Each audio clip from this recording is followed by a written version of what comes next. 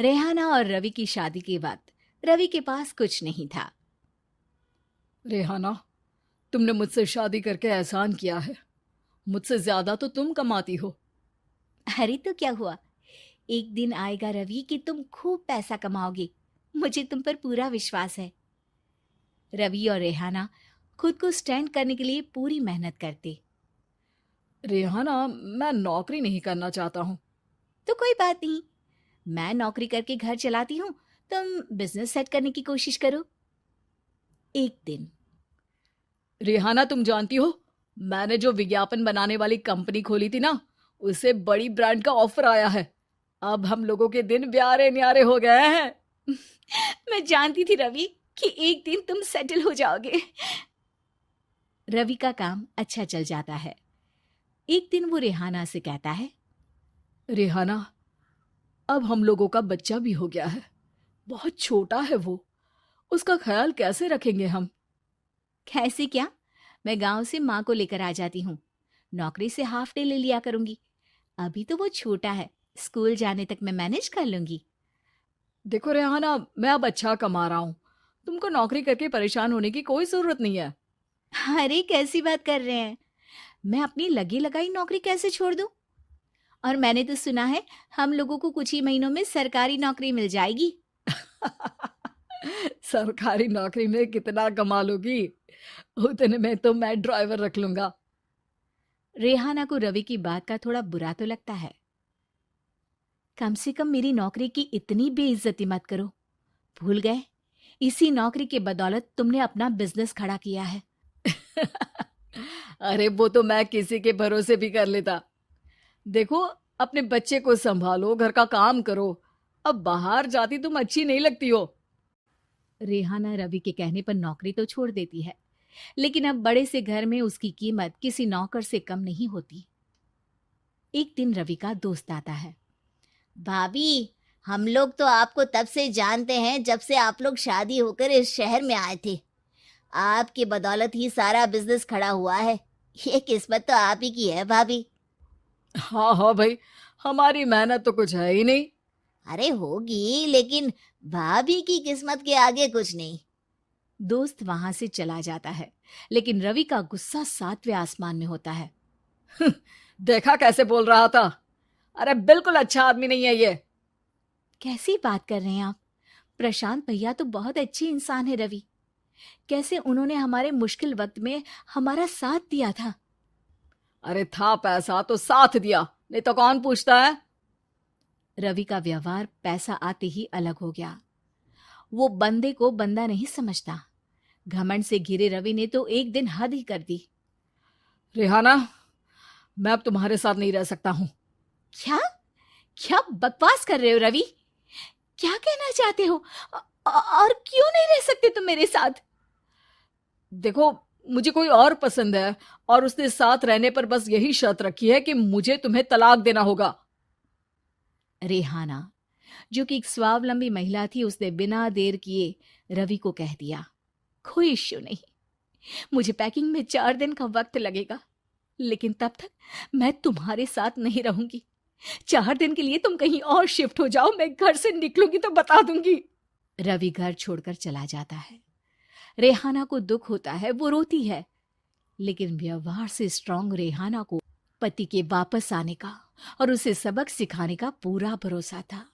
फिर एक दिन, अरे शुशिका, कब शादी करोगी तुम मुझसे?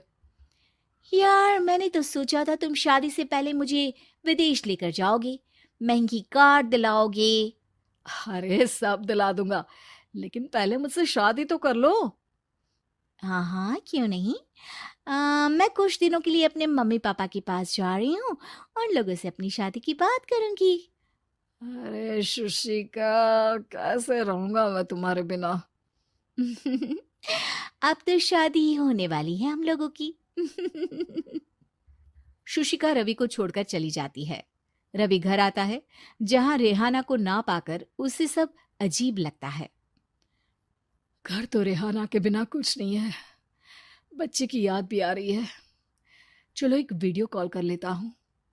रवि रेहाना को वीडियो कॉल करता है, लेकिन रेहाना फोन नहीं उठाती।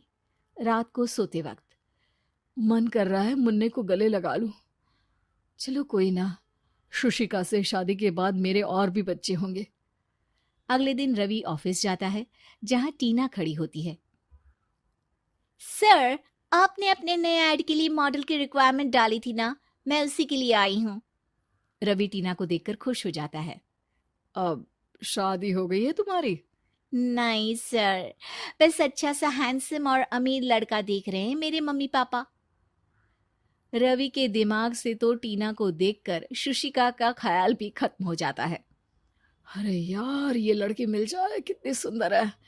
शुशिका तो इसके आगे कुछ नहीं है। आ, अब क्या तुम्हें ऐसा नहीं लगता कि मुझसे मिलकर तुम्हारी ये खोज खत्म हो गई है? आप ना, आप तो 2 बच्चों की पापा लग रहे हैं।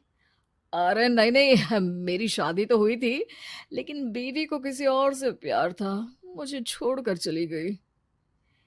खैर, टीना की दोस्ती रवि से हो जाती है, लेकिन 1 महीने बाद शुशिका रवि के पास वापस आती है। मेरे मम्मी पापा तुमसे मिलना चाहते हैं, लेकिन उन लोगों को ये मत बताना कि तुम पहले से शादीशुदा हो, और हाँ, शादी से पहले अपनी सारी प्रॉपर्टी तुमको मेरे नाम करनी होगी। अरे पागल, अब मैं तुमसे शादी ही नहीं करना चाहता। भला ऐसी लालची औरत से कौन शादी करेगा? तभी वहां टीना आ जाती है। रवि, ये पागल सी औरत कौन है? देखो, तुमने ही कह दिया ना पागल, तो पागल ही है। पता नहीं कौन है, कह रही है शादी कर लो, लेकिन शादी से पहले अपनी सारी प्रॉपर्टी मेरे नाम कर दो। बोल तो सही रही है। वैसे तुम जानती हो, मेरी एक सहेली है, उसके पति ने उसे पैसा आते ही छोड़ दिया, जबकि उसको खड़ा करने वाली ही मेरी सहेली थी। और मुझे भी भरोसा नहीं है। अगर मैं भी तुमसे शादी करूंगी तो तभी, जब तुम मेरे नाम अपनी सारी प्रॉपर्टी कर दोगे। अरे हाँ हाँ, क्यों नहीं, बिल्कुल कर दूंगा। रवि और टीना की शादी की तारीख तय हो जाती है। वो अपनी सारी प्रॉपर्टी के कागज लेकर शादी वाली जगह पर पहुंचता है, लेकिन वहां टीना आती नहीं। रवि टीना को मैसेज करता है। कहाँ हो? सॉरी, मैं तुमसे शादी नहीं कर सकती, मुझे तुमसे भी ज्यादा पैसे वाला मिल गया।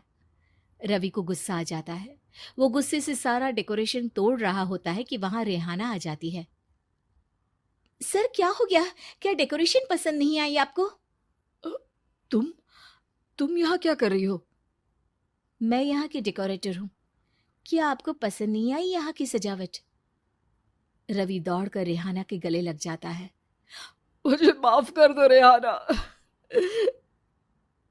रवि रेहाना के गले लग जाता है और रेहाना टीना को थैंक्स का मैसेज करती है।